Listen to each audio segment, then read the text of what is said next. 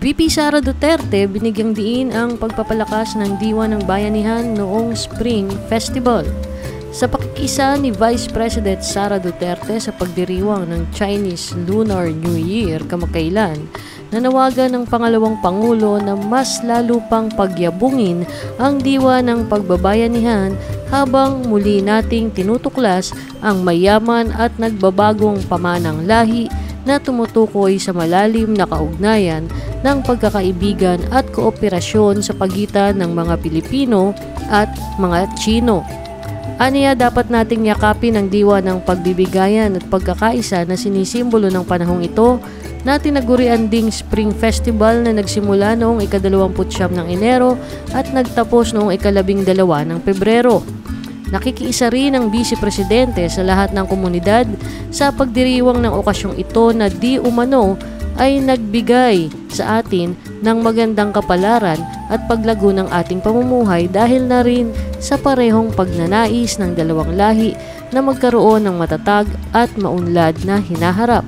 My warmest greetings of peace and a happy Spring Festival.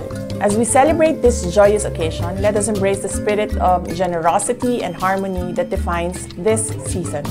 This vibrant time not only honors our rich traditions, but also highlights the strong bonds of collaboration that enrich our heritage. Let us march ahead with renewed vigor and determination to ring in 2025 with hope and optimism. We join all communities in celebrating the efforts that brought good fortune and growth in our shared pursuit of a resilient and prosperous future. As we look forward to a new year, let us nurture the spirit of compassion and bayanihan in rediscovering the rich and dynamic heritage that have long defined mutual ties of friendship and cooperation. And whatever lies ahead this year, may we face every challenge boldly with the same diligence, resilience, and hard work which all communities are known for.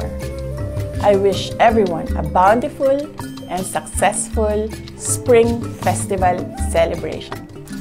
Samantala, sa lungsod Quezon naman ay pinangunahan ni Mayor Joy Belmonte ang pagdiriwang ng bagong taon ng mga tinaguriang Chinoy o mga Pilipinong may dugong Chino sa lansangan ng Banawe sa lungsod Quezon.